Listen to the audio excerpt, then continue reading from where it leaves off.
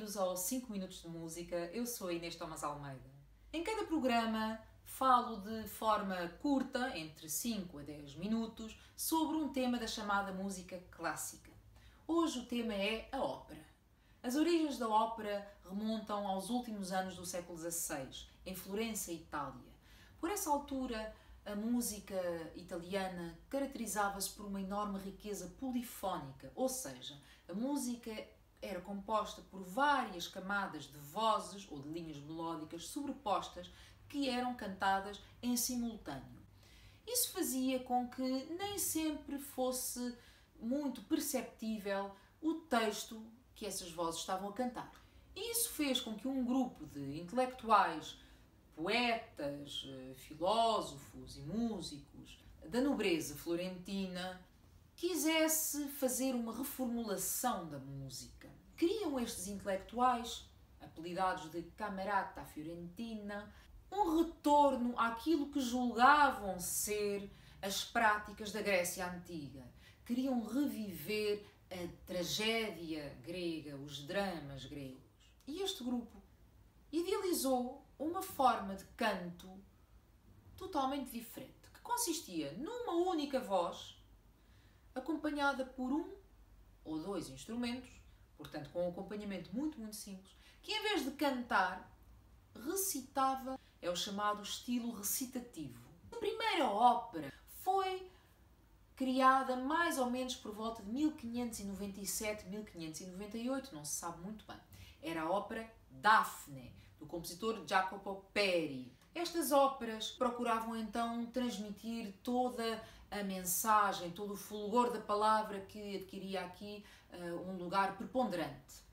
Seguiram-se óperas do próprio Jacopo Peri, uma Eurídice, pegando no mito do Orfeu e Eurídice. Outro compositor, Giulio Caccini, fez também uma Eurídice. É interessante também, a título de curiosidade, notar que dentro deste grupo de intelectuais da Camerata Fiorentina pertenceu também Vincenzo Galilei, o pai do famoso astrónomo, matemático e físico Galileu Galilei. Um compositor que ouviu falar desta nova moda foi Claudio Monteverdi. Monteverdi era já um compositor afamado e bastante experiente. Interessando-se por esta nova maneira de compor música, fez também ele, a pedido do Duque de Mantua, em 1607, a ópera Orfeu, na qual utiliza não apenas este estilo recitativo, mas tudo aquilo que ele conhecia e que fazia parte da prática musical da época. Partes instrumentais, árias, duetos, coros. É de facto hoje em dia considerado um marco e talvez primeiro a pedra basilar daquilo que viria a ser toda a ópera. Tudo isto vai mudar bastante com a criação, em 1637, do primeiro teatro de ópera da história, o Teatro de San Cassiano, em Veneza, pensado como complemento para as celebrações do Carnaval. Este teatro apresentava a ópera já não para aquele grupo de intelectuais nobres, mas sim para todo um público que ia para o teatro para ver o espetáculo. Tinha que ser então algo que o público quisesse ver, recomendar e pagar. Consequentemente, esta lógica do teatro comercial era uma lógica diferente. Sobretudo a ópera, a partir da criação dos teatros públicos, passou a incorporar dois grandes elementos distintivos. O primeiro é o virtuosismo e o segundo é a sensualidade. O virtuosismo porque, contrariamente à ópera palaciana que existia em Florença, na qual a melodia tinha que ser parecida com a fala e qualquer excesso de ornamentação era visto com desprezo, como algo até popular. Na ópera comercial, o público queria ver de que é que os cantores eram capazes.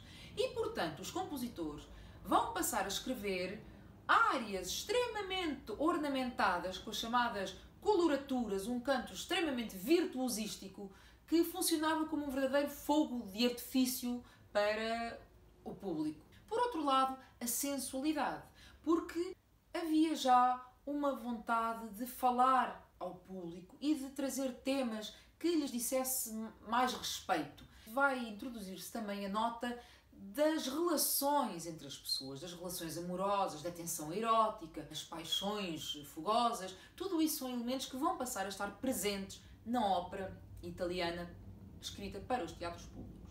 Ao longo de todo o século XVII e também da primeira metade do século XVIII, as grandes vedetas da ópera foram os cantores castrados, os chamados castrati. Eram rapazes ou crianças ainda que tinham sido sujeitas a uma operação de castração e que, devido à desregulação hormonal daí resultante, tinham uma estatura muito maior do que a de um homem normal, com uma caixa torácica muito maior do que um homem normal, e as cordas vocais possibilitavam um registro muito extenso, desde sons muito graves até sons extremamente agudos, sempre com uma pujança e uma projeção de voz muito forte, apoiada por esta capacidade pulmonar fora do comum.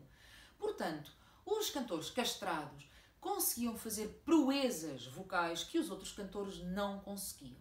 Outros tempos, outras sensibilidades. Podíamos ter então duas categorias de ópera.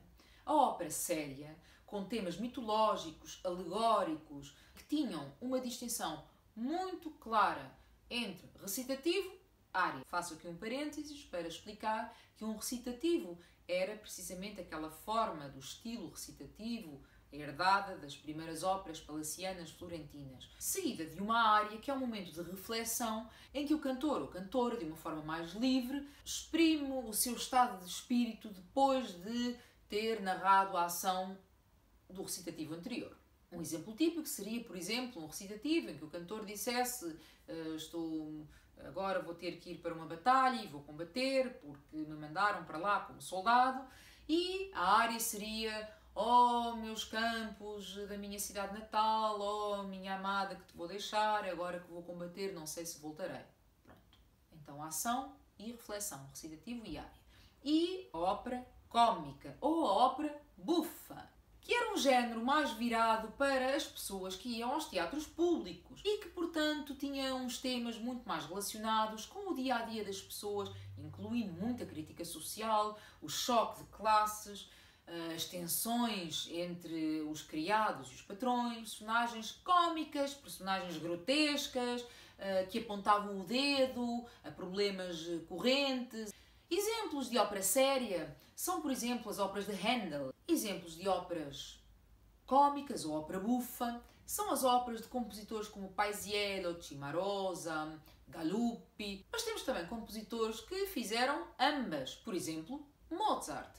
Mozart fez a ópera Idomeneo, Re di Creta, que é uma ópera séria, mas também fez As Bodas de Fígaro, que precisamente fala das tensões entre o criado Fígaro e o conde Almaviva e tudo o que daí advém. Temos então a ópera italiana como um modelo por excelência que se vai alastrar por toda a Europa, a praticamente todas as cortes, incluindo a portuguesa. Reparem que nas óperas seiscentistas e naquelas cujas vedetas são os castrati, há um verdadeiro culto do artifício.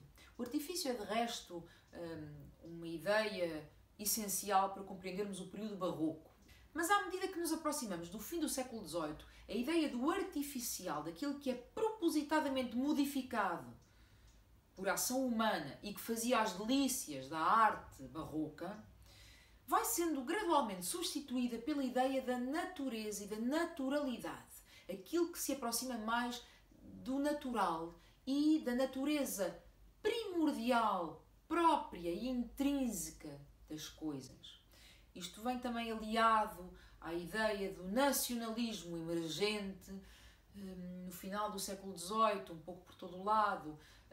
As pessoas começam a preocupar-se com a ideia da nação, aquilo que é próprio de um povo e não de outro. E assim as óperas vão começando a incorporar cada vez mais elementos regionais. Temos, por exemplo, Mozart a escrever, além da ópera séria e da ópera cómica que já falámos, um Singspiel, a flauta mágica. Singspiel é a palavra alemã para designar uma ópera que é cantada em alemão e que, em vez de ter recitativos, tem diálogos, para ser ainda mais fácil e mais entendível pelo público. Bom, isso é uma tendência que se vai acentuar ao longo de todo o século e sobretudo no final do século XVIII e que vai levar a que a ópera no século XIX tenha características já bastante diferentes. Disso falaremos no próximo programa.